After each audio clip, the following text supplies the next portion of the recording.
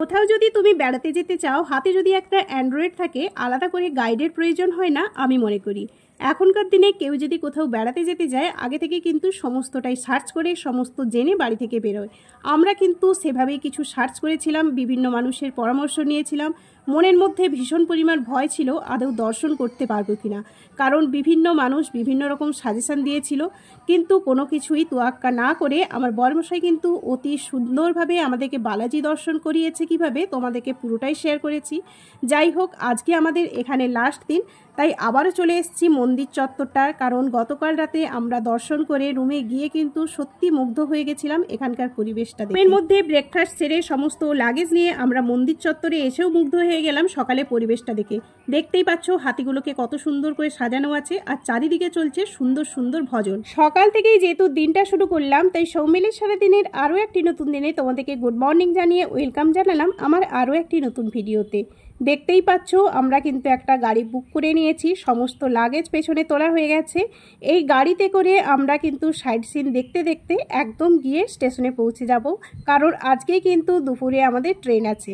বেরিয়ে পড়েছি বিভিন্ন সাইড সিন দেখার জন্য। এখানে আমি তোমাদেরকে খরচটা শেয়ার করতে পারবো না, এই কারণে এখন তো সব জায়গাতেই প্যাকেজ সিস্টেম থাকে। কয়েকটা জায়গা মিলে কিন্তু একটা প্যাকেজ তৈরি হয়। তুমি যেমন প্যাকেজ চয়েস করবে তার উপরেই কিন্তু একটা রেট হয়, আর বিশেষ করে গাড়ির ওপরেও নির্ভর করে তুমি কেমন ধরনের গাড়ি নেবে তার উপরে। সেই কারণে যে যার চয়েস অনুযায়ী কিন্তু এই রেটটা বসবে। সেক্ষেত্রে আমি আমার চার্জটা তোমাদের সঙ্গে শেয়ার করতে পারলাম না। পাহাড়ি এলাকা মানে বুঝতেই পারছো, সমস্ত জায়গাতে কিন্তু তোমাকে সিঁড়ি ভেঙে উঠতে হবে। আরেকটা কথা, কিছু কিছু তোমাদের সঙ্গে শেয়ার করলাম যেখানে ক্যামেরা অ্যালাউ আছে, আর কিছু কিছু আমরা দেখে এসেছি সেখানে ক্যামেরা অ্যালাউ নয়, সেগুলো কিন্তু আমি তোমাদের সঙ্গে শেয়ার করতে পারলাম না। তবে এটুকু আমি তোমাদের সাজেশান দিতে পারি যে যেখানে এসছো অবশ্যই কিন্তু তোমরা সাইড সিন কিছু ভিজিট করে আসবে, না হলেই কিন্তু মিস করবে, কারণ খুব সুন্দর সুন্দর জায়গা। আর বেড়াতে এসে অনেকেই কিন্তু টুকটাক বাড়ির জন্য জিনিস কিনে নিয়ে যেতে চায়, তাদের উদ্দেশ্যে বলছি খুব সুন্দর সুন্দর একদম কি বলবো দারুণ জিনিস আছে, সেগুলো তোমরা অনায়াসেই নিয়ে যেতে পারো। আর এই রকম সাইড সিন দেখতে দেখতে এত সুন্দর জিনিস দেখতে পাবো আমি স্বপ্নেও ভাবিনি। এই প্রথম কিন্তু এই ধরনের কাঠবিড়ালিগুলো দেখতে পেয়েছিলাম, যেগুলো সাধারণত আমরা জিওগ্রাফি চ্যানেলে দেখে থাকি। এত সুন্দর কি বলবো, চোখ জুড়িয়ে যাচ্ছিল দেখে। সত্যি প্রকৃতি যে এত সুন্দর হয়, পাহাড়ে এলে তুমি কিন্তু দেখতে পাবে, এছাড়া আর কোথাও দেখতে পাবে না। আমরা কিন্তু এইরকম মজা করতে করতে সবাই মিলে গেছিলাম। দেখতেই পাচ্ছ সবাই কত নাচানাচি করছি। বিভিন্ন চিড়িয়াখানা আছে সেগুলোও দর্শন করেছিলাম, আর এই রকম বিভিন্ন মানুষ কিন্তু সেজে দাঁড়িয়ে আছে। ওকে আমরা ডোনেট করেছিলাম, আমরা শুধু নয় বিভিন্ন মানুষই ডোনেট করছে, কারণ এক জায়গায় স্টিলভাবে দাঁড়িয়ে থাকাটা সত্যি কষ্টকর। এত সুন্দর করে বিশেষ করে সেজেছিল, সত্যি চোখ জুড়িয়ে যাচ্ছিল, বুঝতেই পারছিলাম না সত্যি ওরা স্ট্যাচু হয়ে দাঁড়িয়ে আছে না রিয়েল। চলো এবারে বাড়ির উদ্দেশ্যে আস্তে আস্তে করে আমরা পা এগোচ্ছি আর সাইড সিনগুলো দেখতে থাকছি। বেশি আর কথা বলবো না, তোমরা দেখতে থাকো, আশা করি দেখতে ভীষণ ভালো লাগবে।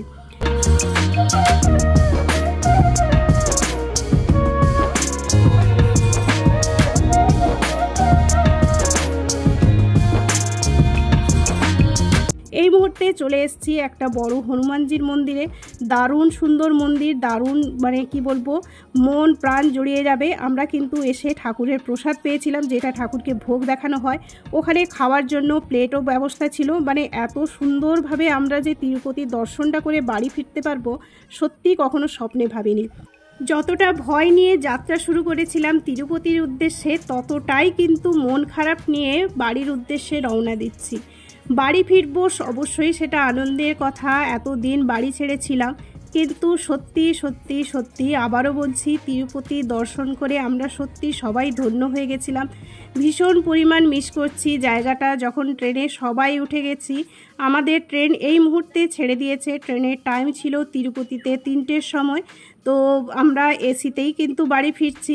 গরমটা কোনো কিছুই অনুভব করতে পারছি না, গরম ভীষণ পরিমাণ আছে, কারণ যেহেতু আমরা তিরুমালাতে ছিলাম ওখানে ভীষণ ঠান্ডা ছিল। তো রাস্তাতে যখন আমরা নিচে নেমে আসছিলাম ভীষণ গরম হচ্ছিল। একবার সাইডে পরিবেশটা তোমাদেরকে শেয়ার করছি, দেখো কিভাবে কত সুন্দর। তো যেহেতু আমরা এসির মধ্যে ছিলাম সেই কষ্টটা অনুভব হচ্ছিল না ঠিকই, কিন্তু ভীষণ পরিমাণ সেই সমস্ত দিনগুলো মিস করছি যখন আমরা ওখানে কাটিয়ে এসেছি। এটা একদম বাস্তব কথা, নিজের জীবন থেকে উপভোগ করে আমরা বলছি।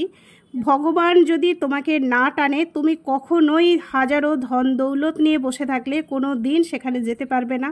সত্যি বালাজি আমাদেরকে টেনেছিলই বলে আমরা কিন্তু এত সহজে এত সুন্দরভাবে দর্শনটা করে ফিরতে পারলাম।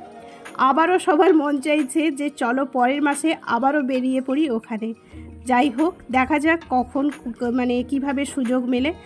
বাড়ি থেকে বেরিয়েছিলাম গোবিন্দা বলে, গোবিন্দর উদ্দেশ্যে, আবারও কিন্তু গোবিন্দা বলে বিদায় নিলাম, চললাম বাড়ির উদ্দেশ্যে। সবাই ভালো থেকো, সুস্থ থেকো। ভিডিওগুলো কেমন লাগলো অবশ্যই কিন্তু কমেন্ট করে জানিও। আর পারলে সবাই মিলে সপরিবারে একবার কিন্তু বালাজি দর্শন করে এসো, সত্যি জীবনটা ধন্য হয়ে যাবে। চলো আজকের মতো টাটা। আমরা কেমন করে মজা করতে করতে বাড়ি ফিরলাম ছোট্ট ছোট্ট ছেলে মেয়েদেরকে নিয়ে। চলো দেখতে থাকো আর উপভোগ করতে থাকো।